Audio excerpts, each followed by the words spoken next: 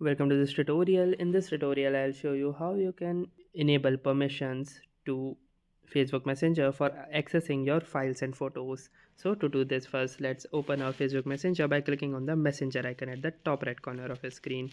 Then once you are inside the Facebook Messenger, you need to go to any particular chat to whom you were trying to send an image. Then click on the drop down arrow, and here you can choose any image option right here. Now here you can see that currently I have not allowed or not given the permission to the Facebook Messenger to access any of my camera reels or feeds. So you need to click on this turn on button right here. Once you click the turn on, a pop-up will appear on your screen, and it will give you three options: either to allow limited access, or allow all access, or don't allow at all. You need to click on the allow all button, and here you can see once I have done this, it is showing all of my gallery.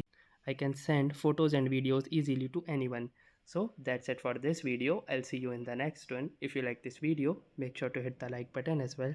Comment on this video, share it, and don't forget to subscribe to our channel. Thank you for watching and have a nice day.